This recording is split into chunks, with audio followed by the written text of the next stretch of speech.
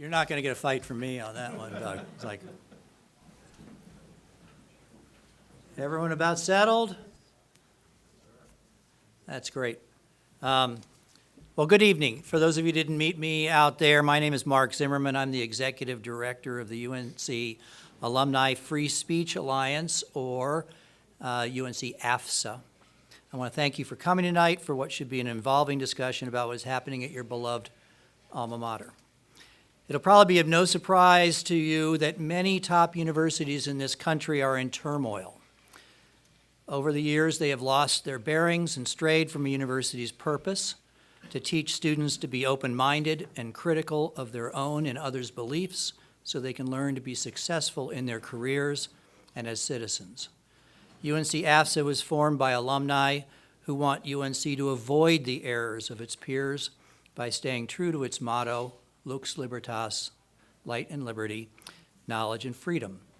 Our mission is to promote free speech, academic freedom, and viewpoint diversity at UNC. And by doing so, we envision a university that is an open forum for the balanced pursuit of truth and knowledge. So what do? We're a nonpartisan organization that engages with the university administration and governing bodies to defend our mission's principles when they're threatened. We're cheerleaders for successes. We bring relevant UNC news to nearly 20,000 alumni through a bi-weekly email newsletter. And we host nationally recognized speakers to campus who deliver perspectives that may not otherwise be part of the conversation today. UNC is blessed with some of the most engaged alumni when it comes to athletics, rabid boosters who are also not shy about expressing their opinions when things are off track. UNC AFSA believes that Carolina's alumni should be just as engaged when it comes to ensuring the university attains national championship caliber academics. Its graduates deserve no less. Now it's my pleasure to introduce one of your own, Doug Monroe, a lifelong Richmond native, who was the founding chairman of UNC AFSA, to do what Southerners do so well, to welcome you. Doug?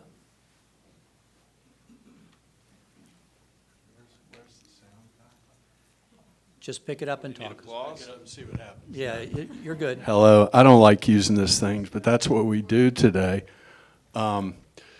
So first I want to say a little bit about Mark Zimmerman. He's our executive director. And this is hard for me to say, but he did actually not go to Carolina. Sorry. He couldn't get in. He went to Princeton. But Mark is a fabulous ED. He kind of spent a lot of time in his youth in North Carolina. He was a Madison Avenue advertising guy for about 15 years, really, really high up there. He settled in Chapel Hill and became one of North Carolina's top real estate guys. And he took an interest in us early on in 2001. He helped us through our long-range planning. He's actually the second ED we've had. The prior one is now at George Mason Law School, Harrington Shaw, who founded our student group in Chapel Hill and was just incredibly good. He would still have the job if he didn't want to go to law school. I also want to introduce John Bruce. John, right here, our current chairman. Stand up, John. And his sister, Mary Virginia Scott. There he is, John. John is a federal prosecutor in Raleigh. That's what he did for his career. He's Carolina class of 75, law school class of 78. And I will say, I'm going to give you just a thumbnail on our board. We have 14 board members, 10 in-state, scattered around North Carolina, Charlotte, Greensboro, Chapel Hill, a couple of small cities. And we have 4 out-of-state board members, Atlanta, Chattanooga, Richmond. We have about 5 lawyers. And it's important to have lawyers because we actually defend in the national organization, AFSA, which includes Harvard, Yale, Princeton, MIT, Cornell, Dartmouth, UVA, Carolina, W&L, to get local, Davidson, Furman, that kind of thing. We actually defend faculty that are attacked by their school, which happens. We defend students that are attacked by their school, which happens. And we also will even defend universities that can be attacked, and I'll just leave that aside. But I will say that Carolina is the shining star in all that group, and I am so proud to be a Tar Heel. We are leading the nation in ways that need to be led, and that's my humble opinion. And so the last thing I want to do is thank you all for coming to this. No one knows who the hell we are and that kind of thing.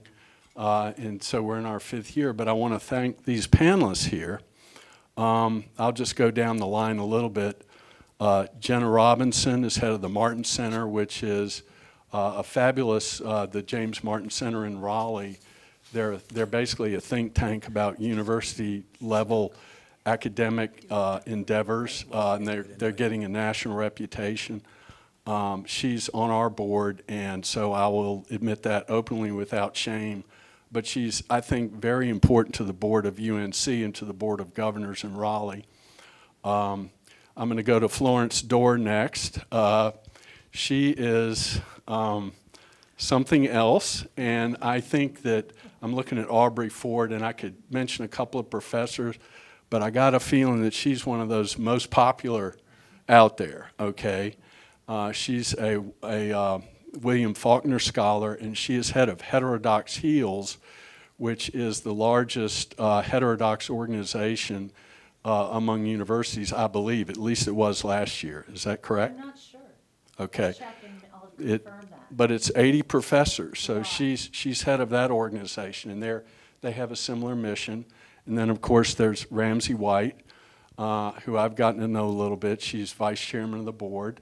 And I just want to do a soft thank you to you as representative of the board, because we have a fabulous board of directors at Carolina. I just can't say enough about them. The last story I'll tell is at our opening event, we have, as I said, 1 or 2 of these type events outside Chapel Hill, but we had our first one at the Carolina Brewery, and one of the key board members was there. I won't say who, but you know who it is. And then this other little shorter guy than me, I've shrunk in my, pulled on my coat, and he said, hi, I'm Chris Clemens. And I said, hello, Mr. Clemens. And what do you do? I'm provost. Hello, head of the faculty, coming to our opening event? I think that says it right there. And it says what a great university we have. We're open to all ideas. So thank you for coming, and back to you, Mark. Thanks, Doug. So I have introductions for all the people up here, but I'll amend them just to not repeat what a lot of Doug, but he didn't cover quite everything. And so you heard this is Jenna Robinson. She got her master's and doctorate in political science from UNC. She's also a member of the UNC Board of Visitors. And last year, she won the UNC Distinguished Alumna of the Year Award. So we have royalty on the panel. As Doug mentioned, she is president of the James G. Martin Center for Academic Renewal, which is based in Raleigh, and it's a nationally recognized think tank fostering higher education excellence and reform. And she lives in the Triangle with her husband and 2 future Tar Heels. And next up is Ramsey White, and she graduated from UNC School of Journalism in 2001, started her career in development working for the Arts and Sciences Foundation, then later with the Moorhead Cain Foundation. Currently, along with her husband, also a UNC grad, and her 2 future Tar Heels that live in Washington, D.C., where she focuses all of her time and efforts now on children's causes, especially childhood education. She's served as a trustee for UNC since 2021 and currently as vice chair. And finally, Dr. Florence Dorr, English professor, Heterodox Heels, you got all that, and specialty in your academic work with Southern literature. Faulkner's one aspect of it. The other one is the confluence of literature and rock and roll. And that last interest grows from her side gig, lifelong side gig, as a singer-songwriter and band member. So Dr. Gore is not only published in a myriad of esoteric academic journals, but also on YouTube and Spotify. And she and her husband and daughter live in Chapel Hill. So now please join me in welcoming these three accomplished women to Richmond tonight. The way this is going to work is I'm going to run through some questions, and then we're going to open up the floor to any questions that you have.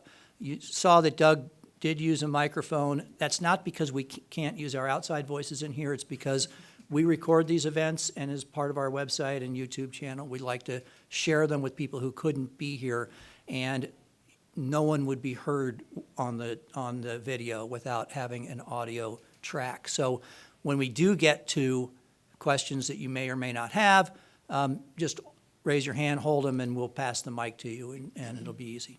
First off, I'm just going to ask a question individually of each one, and then we'll get some questions that all three can weigh in on. And Florence, I'll start with you, because you bring the faculty perspective to this room.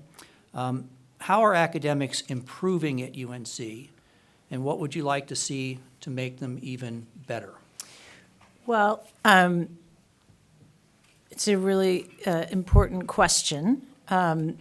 I would say that the establishment of the School of Civic Life and Leadership has really improved the academic experience at Carolina, partly just because it inspired those of us who don't follow the academic party line on a lot of topics to say something different and also meet one another.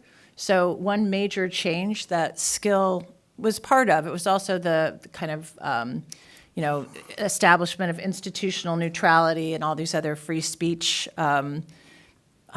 mandates that Carolina adopted, sort of opened up conversation and allowed faculty who had been feeling stifled in their, not just political views, but just in terms of our sense that there needs to be reform or kind of exhaustion with, again, a particular party line to find one another. So we have community, the establishment of Heterodox Heels that I'm now co-chair of was part of that as well.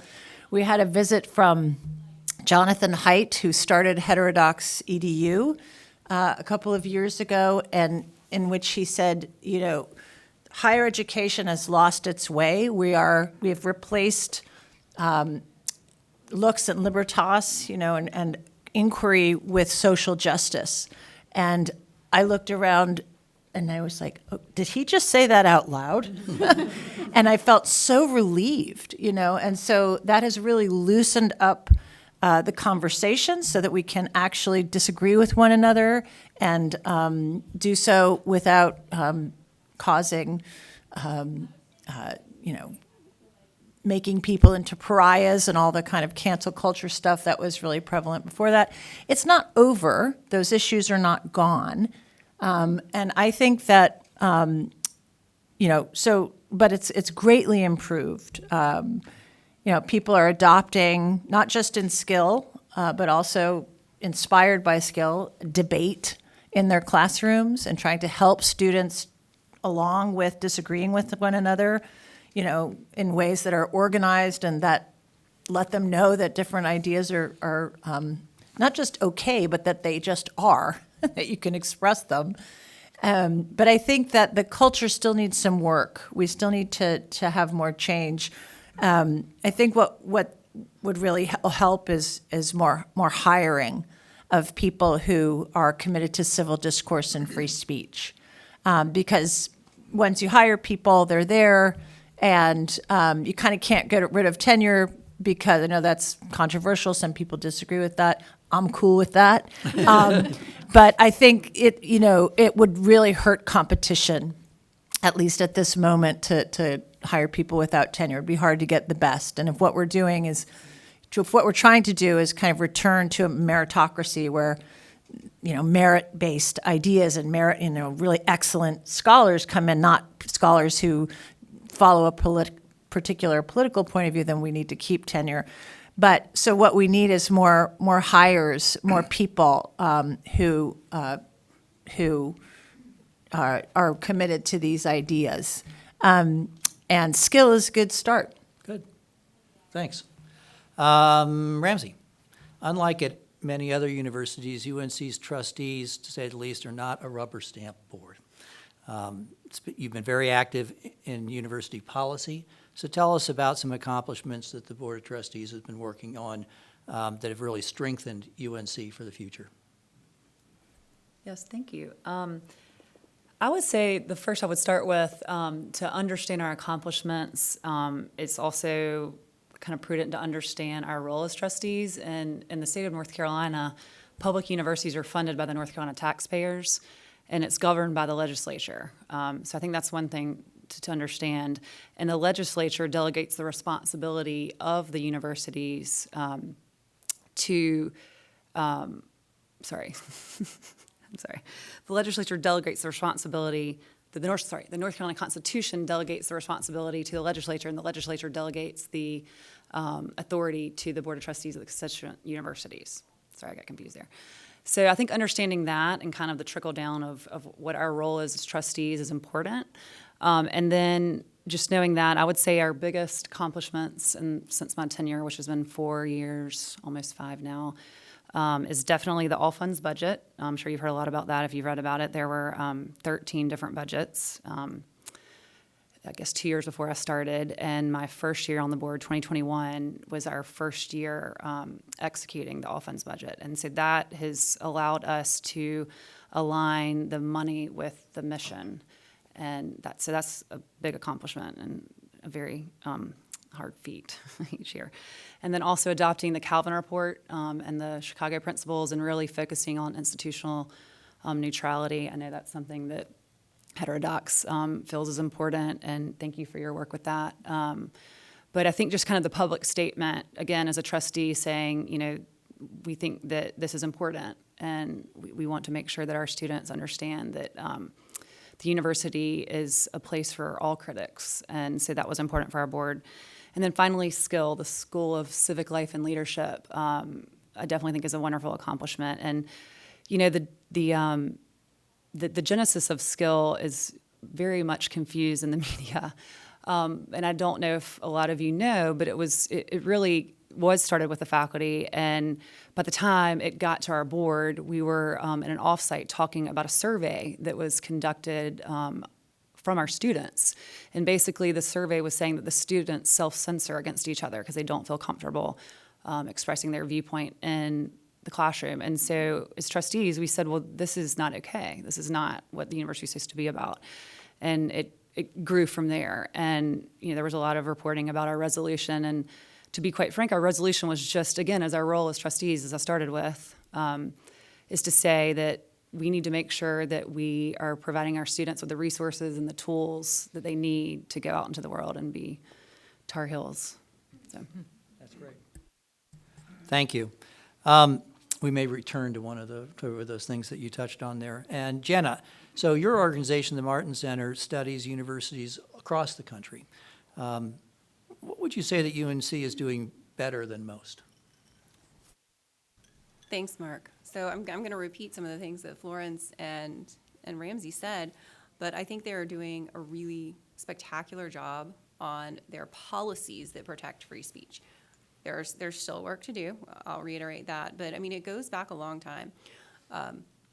The first time I started looking at free speech in North Carolina and around the country, I looked first at how many schools nationwide and in North Carolina specifically had a green light from FIRE, which is the Foundation for Individual Rights and Expression. And a green light means they have no policies that are unconstitutional. Very, very few schools had this policy when I first looked in 2010. And UNC Chapel Hill was one of the first public universities. It was the first public university in North Carolina to get that green light. And one of the first public universities nationwide to get it as well. That was followed by the faculty resolution adopting the Chicago principles in 2017.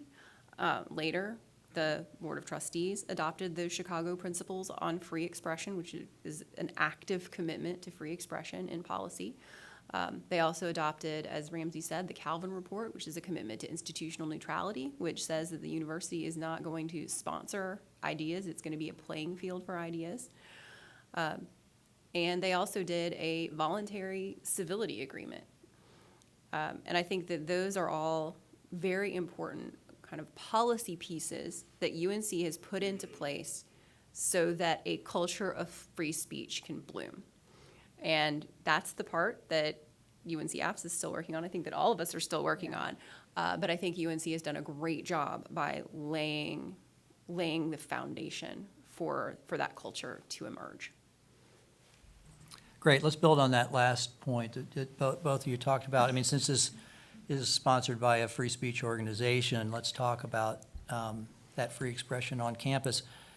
Because those policies now have been set in stone for a number of years. And but policy is one thing and practice is another. And that survey that you referred to, Ramsey, comes out every year from FIRE. And it continues to show that students at UNC don't feel comfortable speaking their minds in the classroom or on the campus. So policies are in place, but what else do you think needs to be done to break down those barriers and make people feel comfortable? And we'll just start, Jenna, with you, and then move down and talk about that. How do we change that culture on campus and engender that debate that we had when, or I had when I was in school? Right. So I think the first thing that can be done, and UNC has started this, is to do a free speech training during freshman orientation. And this is something that is underway at UNC, but it's still in its infancy. I think all of the students at UNC have not gotten that training yet because it's too new. And so doing that training and doing it seriously.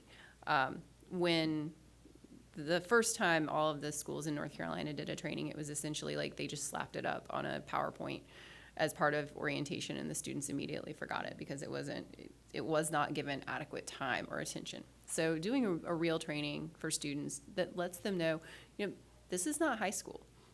You will be offended. And if you aren't at some point offended by something someone else has said, you're not getting a college experience because you're not getting a range of ideas. So to set the expectations for students that, it's okay that you hear ideas that you haven't heard before, that are unfamiliar, or that you don't like. And then the second thing I think that can be done is to model that, as often as possible, whether it's in the classroom or in public events, or in board meetings, to model disagreement that is collegial and productive. Other thoughts? No, I would definitely tag on to, Jenna, what you said. And, I had an old boss one time that said, no one likes change but a wet baby. I think there's a little of that going on. And so I'll just say that. But also, when you were talking about the policies, I think there's a little bit of what we're seeing is a thermostat effect. So the policies are in place. We have courses like Skill. We've started with the freshman orientation of what it means to practice free speech. The civility code pledge, all of those things. But I think it's just, the muscle memory and doing it. And because, again, to go back to that survey, it was very much in the survey that we were presented, the students are self-censoring each other. And I think sometimes a lot gets thrown at the faculty and the professors. And I'm not saying that they're perfect either, but I think that it's the students also. And so, what can we do? I think to Jenna's point, we're starting with some good policies and also with the training and orientation. It's going to take a while. I mean, I think those are both really great points. Both of you guys are making great points. For me, it's in real estate, it's like location, location, location, right? And for me, changing the culture is curriculum, curriculum, curriculum. We have an unfortunate curriculum right now called Ideas in Action. If you know what that means, tell me, because I don't get it. And we've gone away from traditional disciplines like, there's no literature requirement. We had a guy come to Heterodox Heels invited, and AFSA co-sponsored kindly, Mark Bauerlein, to come down and talk about curricular, great books, reintroducing. There's a big movement across the country to reintroduce great books into first-year curriculum. I've been a lone wolf, not totally lone, right? Some people at Carolina are on that boat with me, but that's a mixed metaphor, in case you didn't know. And anyway, so I think that, and one of the things Mark did was to have me look in the archive for what the requirements were for freshmen in 1967. And, it's a lot easier to go through the curriculum at Carolina now than it was in 67. And I think that's a shame. I don't see why that should be the case. Our students are brilliant. I was just telling Jenna that I'm teaching Absalom right now, and that is a hard book that my husband is like, I can't believe how hard you're working on your class, because I've been doing this a long time. But that's just a hard book, and they are game. The students are completely up for it. They want to do it. And so I think, it's partly muscle memory, but it's also partly just I think if we actually change the structure of the curriculum so that we are not meeting students where they are, but saying, no, here, come up a little bit and learn a little bit more. Here, read the Odyssey, read Absalom. I know it's hard, but you're going to get something out of it. It's intellectually satisfying, and you're going to change your life, and learn about your history and all those things. I think that if we can put some of those in place structurally, I think we can affect free speech, because it'll just raise the level of discourse. And there's no way to teach Absalom without fighting, right? It's just like, no, Charles Bond's not black. Well, no, here it says, it's kind of part of what we do in literature classes, is to debate really big ideas. So that's what I would humbly submit, is that we need to change the curriculum and focus on great books. Hear, hear. I was going to say, it's funny you say that about ideas in action, because when I first came on the board, I sat down with student services, and I still don't understand ideas in action. I mean, I have a PhD. And she's right. And we don't nobody understands it. And instead of disciplines, we have focus capacities. I don't know what that is. Allows you to skip. Before we leave this area completely, let's talk a little bit about getting different opinions in front of people. Because even if you get people comfortable talking about things, if they're not hearing all sides of an issue, they're not being exposed to that, then it's, they don't get the process of going through, and they don't maybe learn how to make those decisions and change things. And most universities and UNC as well, and the faculty are largely one side of the political spectrum, and they're not always going to. Some of them are terrific, and they're open-minded about things, and some of them just stick to their knitting on it.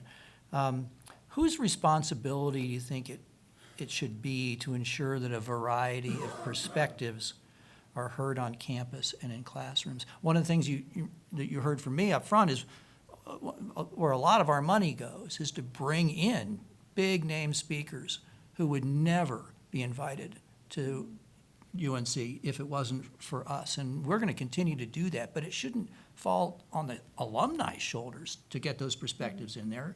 How else can we bring those things in? I mean, I think it has to be the faculty, because if it's not in the classroom, it's not at scale.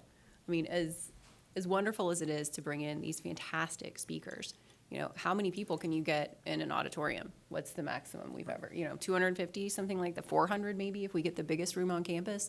But there are thousands of students on campus, and if you want to reach all of them, or if you even just want to reach all of the undergraduates, then faculty have to do it, because faculty are the ones who see students, 2-3 times a week in the classroom.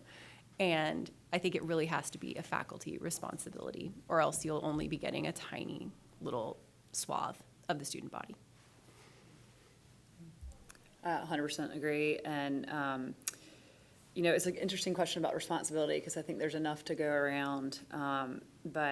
And I'll bring up, you've already brought it up, but I do think from where we sit as trustees, you know, tenure is something that needs to be discussed. And hopefully, if you guys look at the meetings, we do discuss it. And I personally think there's a place for tenure. I don't think it exists in a vacuum. I think the process is flawed. But to just link up to that, it 100% has to do with the faculty. And it's, from a trustee standpoint, you know, we can't create curriculum, but what we can do is focus on who is going to be creating the curriculum. I mean, I couldn't agree more with both of you. It's definitely about the faculty, and it's interesting. I will say I taught a free speech and American literature class last fall. Time is flying. It might have been 2 years ago. I think it was last fall. And anyway, I had a woman in the class, young woman who, she was one of those people who had a serious look on her face all semester. I could never tell if she liked me or not. I'm old, so I don't care. I just teach. But still, it was like, but she was a very good student and great. And then I got the most wonderful and sad email from her the next semester saying how great my class was, how truly she had because it was free speech in American literature. We were talking about, we did the Scarlet Letter and Faulkner, but we were talking about what was going on. We read the Calvin Report, we read a lot of First Amendment law, and we were talking about what was going on with the protests on campus, and really and they didn't get to choose what side of the debate they were on. They had to, make the best argument they could from whatever side they were on. But in the following semester, she took a class with a woman who just was constantly talking about her politics. A young man in the class cited a conservative website, and he was excoriated. And she said, I just couldn't believe, how partisan she was. And she was a non-tenure track faculty because, I'm not going to say that that you could, there's plenty of tenure track faculty who are guilty of that. But if you want excellent faculty, I would so that's a small argument for keeping it. But I agree that it's the faculty. And of course, it's very helpful to the faculty what Mark and Doug are doing, and John, that is getting people like Jonathan Haidt and Richard Reeves to come, allows those of us who might agree with them to actually kind of feel validated in our points of view and to meet each other. So it's really helpful. But there are people faculty who don't believe that it's their job to promote disagreement in a civil way. So I don't know what to do about those people. But I kind of almost think let them get more new people who we know will do it. I think that's what I would say. Great, thanks. All right, let's shift gears a little bit. UNC is often called, for good reason, one of the public Ivies. And in 2023, the school was directly linked to the Ivies, but not in a positive way, when the Supreme Court ruled that it and Harvard illegally discriminated by race in their admissions processes. But in the wake of that decision, policies and procedures at UNC were changed to make admissions race neutral. So I have a couple of related questions for you all. One, how has that admissions process changed? How's that working? And what have been the consequences amongst the applicant pool and the admitted students as a result? Do you want to go first? I would say right after the ruling was made, we went to work, and by we, I mean the university was on top of it. It was a large part to the provost, who we were cataloging and inventorying what the admission policies were, what needed to be changed, and I remember they presented to us questions on the application that were changed to make sure, that there was, no mention of race. So I would say from where I sit, we did what we were supposed to from the outset. As far as, what was the second part of the question, to know if the student? Well, it seemed to be working? Is it a different process now? So- And then how's the student body changed as a result? Because it's been a couple of years. Right, that, I don't have the numbers in front of me, but the student body has changed, and they usually report to us each, I feel like it's coming up, it'll be like in July, our freshman class. But as far as admissions in general, that, there's a healthy arm's length to us. Good. Any other thoughts? I mean, I saw a New York Times article you guys might have seen where I think it was University of Mississippi had just a wildly higher black freshman class than they did 2 years ago. Like some crazy amount, like 50% more black students than previously. So I think that what the gist of the article, as I recall, is that so this is not about UNC specifically. I'm sorry, I don't have I'm on the admissions committee, but I still don't really know the data. I don't think it's a huge difference. But that's my memory of it. But is that the very, very selective schools went down in, like racial diversity, but everybody else kind of went up. Not everybody, but a lot of schools went up, like a huge amount. So, I mean, I think that I can't tell a difference in the student body so far. No, I agree. I agree with Ramsey. They did a great job. Yeah. They made the applications race blind to the readers, so the readers couldn't tell what race the applicant was, which I think is, a key part of doing it. I still think admissions is kind of a black box, frankly. It's not as transparent as it should be. I mean, and that should be the goal, is to have an admissions process that future students and parents can understand and accurately predict whether their child is going to get in or whether they are going to get in. And I don't think Carolina is there yet. All right, well, that was a little bit more of a touchier subject, so I'll just stick, I'll just go a little deeper. The General Assembly, the Board of Governors, Board of Trustees, you've all adopted policies to eliminate DEI practices throughout the university and the university system. In the wake of those, some offices were shut, some personnel were let go. Other than that, how have DEI practices changed at UNC? Who wants to take I mean, I think Who wants to take the first shot at well, that you one? did name, you named the principal ways in which they were changed, right? The offices were closed, personnel were let go. Some of the things that were done in those offices were shifted to other areas, but they were made race neutral. And so that really was the biggest change, is just the elimination of those offices, which of course means there's a lot of elimination of kind of shadow curriculum on campus, right? Because that's what a lot of these offices were doing. They were doing curriculum outside the campus. They were doing teaching, or not outside the campus, outside the classroom. Teaching in residence halls about DEI, teaching in student services about DEI. And so all of that has been, I won't say totally eliminated, because it's very hard to totally eliminate something, but those offices and those practices have been ended for the most part. I would say I would agree. I mean, to your point, it's supposed to be eliminated, and I do think it's an ongoing effort. In the provost office, and we continually get updates that, that's flagged, we need to make sure that we either shut that down or rethink how certain programs are going on. But there's so many programs that are going on at the university that, you can probably speak more to that. I think it's gonna be a process. Yeah. but It's closer than not. Yeah, no, I think there's definitely been progress made. I will say one thing I'm concerned about is that, so to write a book, it's really a lot of work.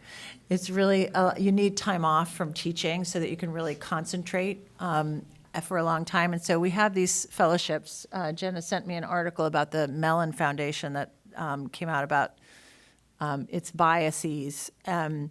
And we have that on campus too. So I worry, for example, about the junior faculty, the young tenure track faculty at the School of Civic Life and Leadership, when they go for the competitive grants across the campus, are they going to get them at the Arts and Humanities Institute that funds us so that we can write our books when we're junior faculty, which gets us the tenure? And I think they won't, with the current structure. So I think there might be so that's one area where I see a need for improvement.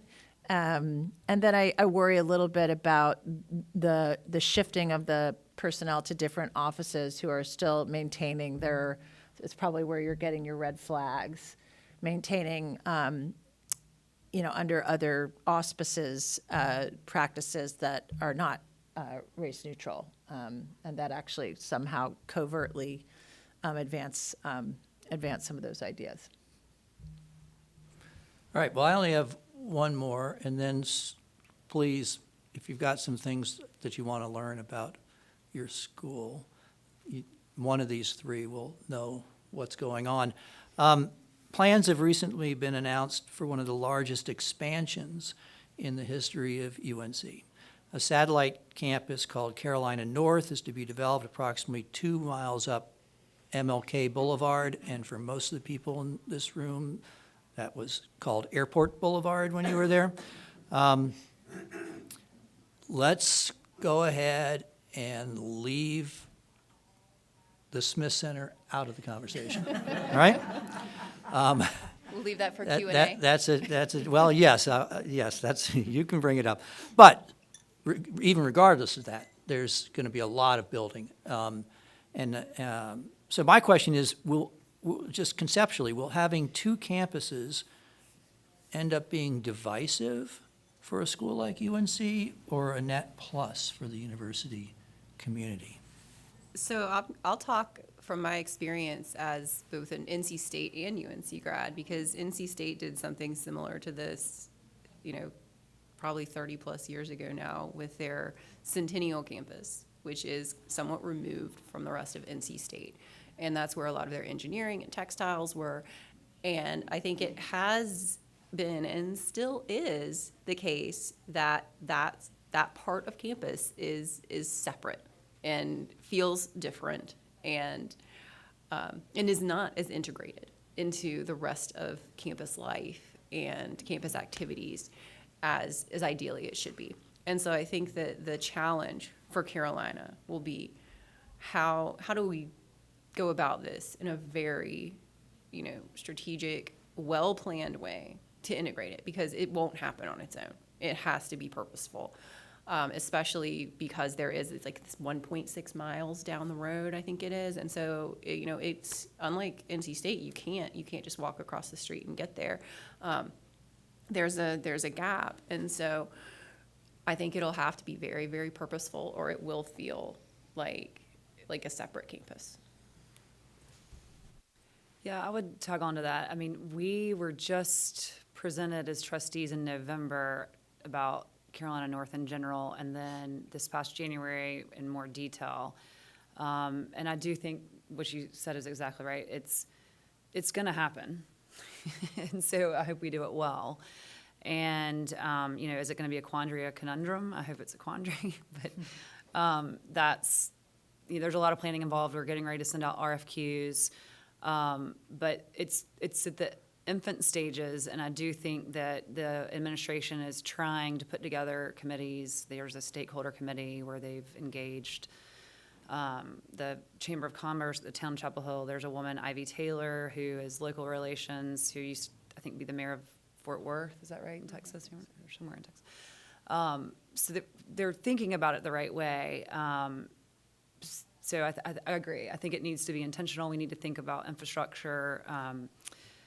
And, there's a lot of bad examples and there's a lot of good examples. And I think the hope is that, at the moment when we thought that the Dean Dome and the business school were going to be so far away, I would argue that I don't think those are unsuccessful. I think that while they're not at Central Campus, they don't feel totally ostracized. But perhaps that's just my view.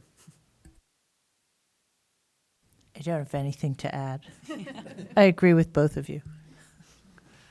All right, well, we've got extra time. Do you have some questions?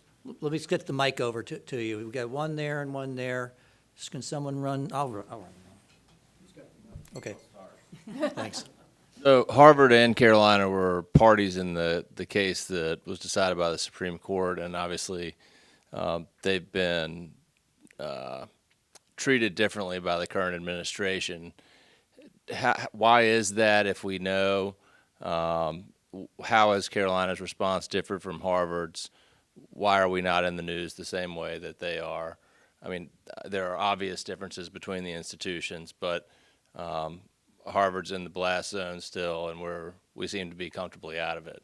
So love to hear y'all's thoughts on how Carolina's response to the Supreme Court's order has differed from Harvard's, and what have we done better than they have, and why, if you can comment on that. I mean, I think it's an issue of compliance. Carolina complied immediately and transparently with the SFFA decision, and Harvard kind of tweaked its questions on the essay so that it could get around the spirit of the ruling. And they were not quiet about doing that. They said, hey, there's this loophole that John Roberts wrote into it, and so we're going to use it and exploit it, and that's what they did. And so I think it's completely a question of compliance. I mean, there are other things going on at Harvard too, but I think on this issue, it was compliance. 100% agree. When you were talking, I was like compliance. And I would just say that I can't imagine that Harvard was not like we were having legal updates in closed session about this. And the reality is there was only going to be one or two decisions. So we were always going to be following the law and complying. So I think my guess is that's the difference. I think it's bigger than that. I don't think I agree with you guys for once on this one. I think that we're a public school in a red state who already had established skill, or kind of had that in the works, had already adopted all these free speech policies in the Calvin Doctrine. And so I think we were sort of just better positioned in a way, and that the Trump administration has a particular beef with Harvard that they don't have with us. That's what I think. I would just add one thing before your question. And I alluded to it before. A lot of boards of trustees across the country are just handed out as favors, and they really are. They're not acting like corporate boards like they should be in doing their fiduciary duty. But that's different here. Now, we happen to have an administration in place that didn't need a lot of pushing on this. They jumped right on it, but we also had all the governing bodies who were all over this as well, just doing their jobs. It was a very, very different response. And then Harvard had a lot bigger anti-Semitism issues. A lot of the problems with Harvard with the Trump administration aren't stemming from that Supreme Court, but are the treatment of Jewish students on campus and getting the civil rights folks in on that too as well. Mark, is this on? Mark, you touched on what I wanted to ask about, but this is kind of for the whole panel. I was, and like probably a lot of people in this room, was unaware of the organizations that you all represent, and this is really encouraging that you're here and that your organizations exist.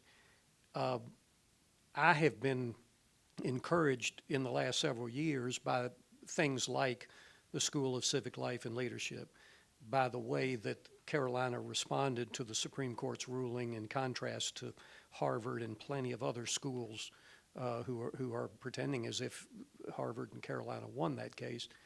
And even the elimination of the DEI emphasis has been encouraging. But it seems like so many of those changes are top-down changes. They didn't percolate up through the faculty, through the departments, come to the provost, and the School of Civic Life was not an organic change. It came from the board.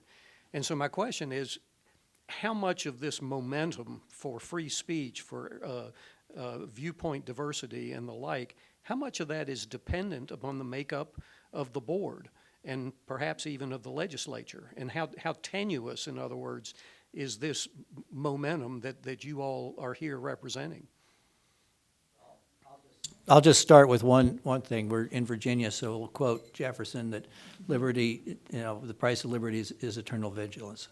And so we'll always have a role to play with this little organization on campus that it'll slide back. And that's not just a university issue. It's unfortunately an issue in our country right now with free speech. It's worse and much worse in Europe, where they don't have the constitutional protections that we do. But people have been fighting free speech ever since free speech was invented. And we're just very fortunate to have the top down here. And that sets us apart from a lot of other places.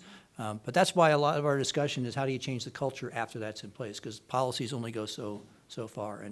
And one of the things is it's going to be personnel is policy. You've probably heard that expression before. So we have to get to there. But anyway, that's one perspective. Yeah, I will just add that, as you mentioned, the legislature has been involved, and they codified a lot of the free speech protections. We have a very good campus free speech bill.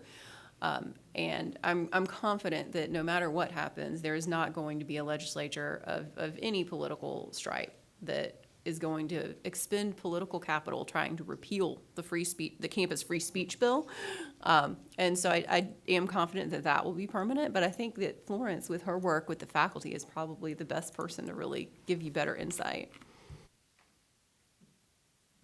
I don't know. I think that what I would say is that I feel like my role as the co-chair of Heterodox Heels is to bring to the faculty as many nonpartisan kind of free speech issues as we can, so that we can find common ground. I like great books and curriculum because, first of all, I'm a professor, not a politician. And I do think that has broad appeal across the political spectrum. And so I think as much as we can, I mean, I'm also the faculty chair or faculty sponsor for an undergraduate group that are filled with energy on this topic. They're a nonpartisan group, or multi-partisan, I think they call themselves, group called Bridge USA. And they actively recruit people from across the political spectrum. We had this, I'll just try to be brief, we had this great event where we had 9 faculty and round tables in a room and 6 students at each table.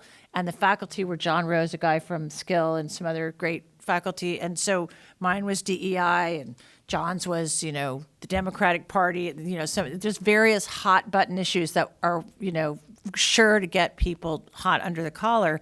And we had 10 minutes, and we had people just fighting with each other. And then the bell would ring and they'd have to go to a different table. So the faculty I was exhausted at the end of the night, but I didn't have the same conversation each time. It was different with every group, and there was different political points of view. So I really think as much as we can focus on perspectives that we can get behind, that a lot of people can get behind, I think that will really help the momentum. And the serious partisan type of issues, I understand that they have to come forward and that those are things that people have to duke it out on in the legislature. But as far as Carolina goes, I do think that, and again, this is what I like to, we're bringing Richard Reeves next week to come talk about structural problems with society when men and boys are, kind of lagging behind women in college admissions by 17%, which is higher than the percentage of women lagging behind men when we established Title IX in 72. So is that a partisan issue? It shouldn't be. That's a social problem. And so, yeah, that's what I would say. If we can kind of we're going to disagree about abortion or, whatever it may be. But I think that as much as we can focus on the things that matter to our students and to educating citizens of our democracy, and with an excellent liberal arts education, I think we'll be able to keep the momentum up. I'm just going to add one more thought to that in a specific example, because getting the right people in place is right. So there's something going on right now. I don't know how many Carolina law grads we might have in the room, but they're replacing the dean of the law school. And the law school's in decent shape at Carolina, just like the undergraduate, but most law schools in this country you wouldn't even recognize what they teach in the classrooms anymore. It's completely been co-opted. They don't even necessarily are teaching the American legal tradition. And whoever gets that job out of the pool of candidates across the country, and it's it's a pool of candidates come from those other schools. Whoever gets that job is going to steer the law school in one direction or the other. And there's a lot at stake there. It's not just one part of UNC, because when you're talking about the flagship school for the state of North Carolina, the graduates of that law school go on not only to advise corporations and people, but go into the legislature, go behind the scenes in the legislature, go into the judiciary, and getting a good, solid, traditional legal education for those students is going to impact the future of the state dramatically. And so we weighed in early on just with that. Just make sure that you get people at the law school that have demonstrated that they have defended free speech in that environment. Because I'm sure you've heard about some of the, like Stanford, other places where at a law school they shouted down people, judges and other speakers. Not just lip service, but get people who are really committed. If there's one profession that needs its advocacy, people have to disagree, take each side. You don't know who your client's going to be. They need those skills, and in a lot of law schools across the country, they're not getting them anymore. So that's a key hire to keep your eyes on, and if you care about it, there's a search committee, and I'm sure that you can find a way, or we can get you a way to make your voice heard there. But we're watching that one really closely. I just would tag onto that. 100% personnel is policy, and I guess in my first term, the policy we would approve Tier 1 senior administrative hires, and currently we're not. So that's something you asked to pay attention to. Right now, the chancellor can hire a dean, and we don't have to give approval, and that's a change in the last year. So I would pay attention to that. And then I would also say the School of Civic Life and Leadership, they just got a $10 million grant from the NEH, and I think just money. I mean, we need to hire these people to come in and teach, and we're asking them to leave places and maybe give up tenure. So I would say those are two ways. Who else has something on their minds? Doesn't even have to be anything along these lines. Just what are you interested in? Well, on the personnel is policy point just made, and it's an important principle. There's I don't remember his first name, John Ellis, I think, Professor Emeritus Ellis, who has, in a lot of public writing, repeatedly made the point that the turning point, the milestone for higher education on the road to perdition, was marked when the universities moved from a commitment to understand the world to a focus on changing the world. Now, I'm here as a guest of Carolinians and a graduate of Cornell. And in 1968, when I was a senior, a president then, James Perkins, officially and then repeatedly said that the purpose of Cornell was not just intellectual. It was to bring to fruition progressive values of what we'd now call social justice. And Ellis's point is that until you restaff universities, law schools, undergraduate departments with people, scholars who are genuinely committed to understanding the world and helping students to understand the world through empiricism and related research, you're going to have the activism and agitation that is so distracting and so destructive. Cornell has as a part of its official policy the statement from the university that protest is an indispensable part of education.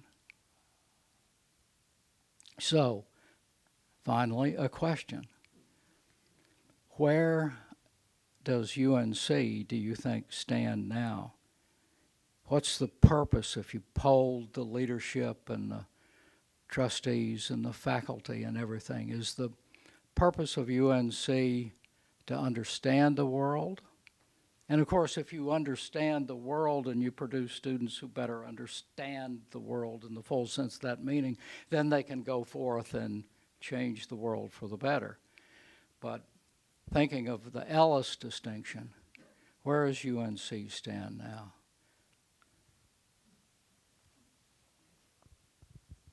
Well, I think that's a hard one to answer, like where does the actual university stand? But I would say that there's just a lot of good work that's been done around free speech and different perspectives.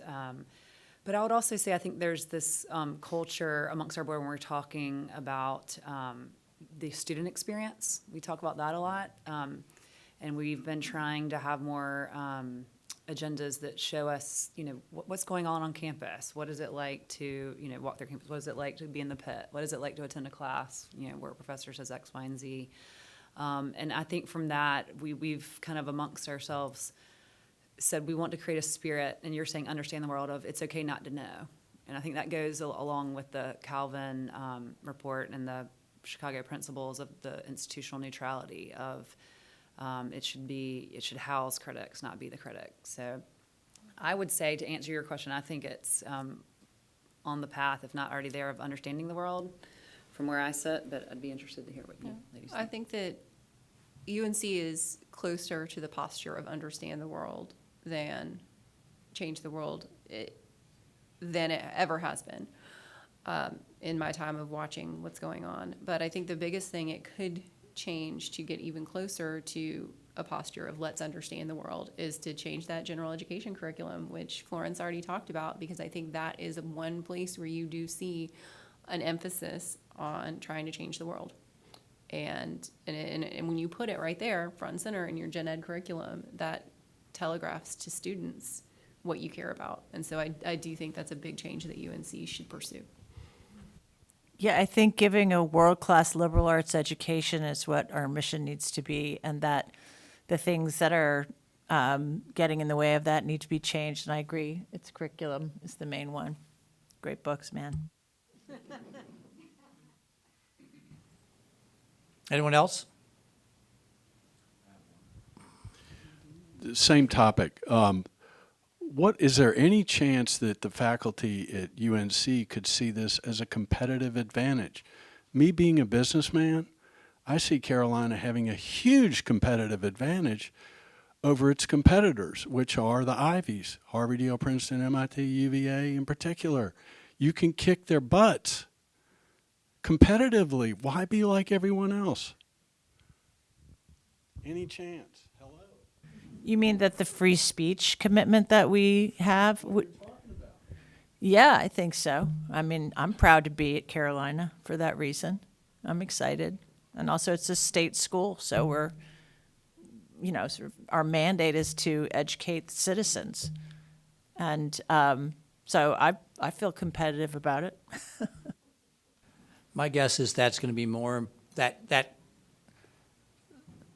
perspective is going to be more important to governing boards and administration than to individual teachers out there. But, I used to tell my kids when they were growing up, it takes a lifetime to build a reputation and it takes one night to destroy it. And that may not be the case in universities. But, you look at Yale and its law school. You can't get more renowned than the Yale Law School. I think they put more people on the Supreme Court over its history than anyone. And now you have circuit, and you got judges that are publicly saying they will not hire anyone coming out of Yale's law school. They just won't even look at applications for clerkships out there. It's not a big group, but that's a signal.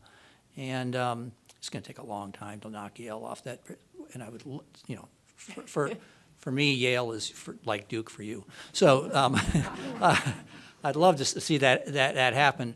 But I do think that that schools like UNC that get back to basics, get back to really teaching, where you can show value to parents, if you send your students there, that they're going to come out with skills that are going to make them less likely to be living in the basement, later on in life. And it's kind of trite to say it that way, but I think you know what I mean. They're going to come out being able to think their way through their lives. And that's really what those universities are supposed to be about. And UNC is well on the path of that. It's not really going to get there until you change the individual classroom experience.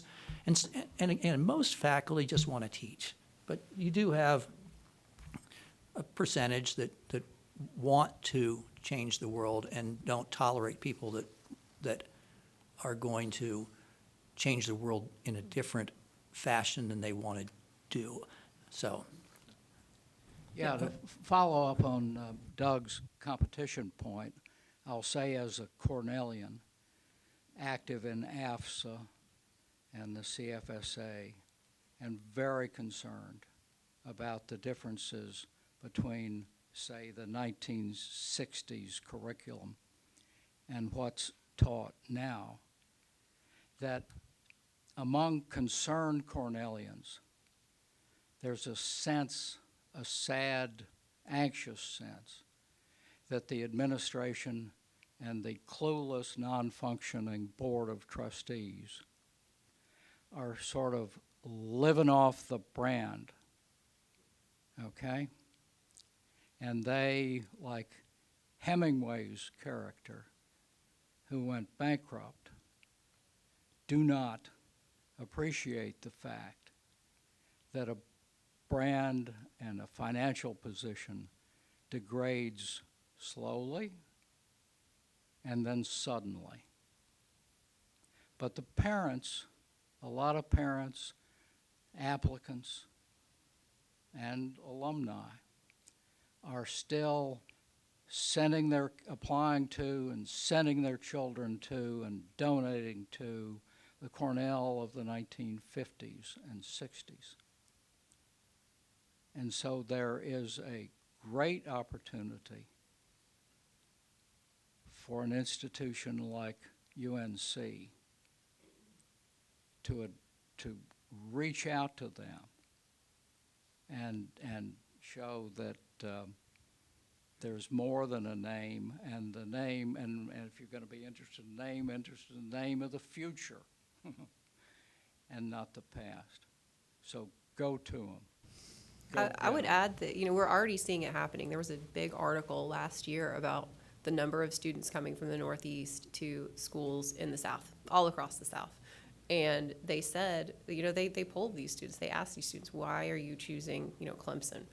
And they said, because it's just a more relaxed place to be. I don't feel like I'm in a political, I don't even know what the word for it is, but not everything is politicized all the time. Not everything is a protest all the time. Schools in the South are just more, more down to earth and better at just teaching the basics than trying to get people to, go and change the world constantly. So that phenomenon is already happening.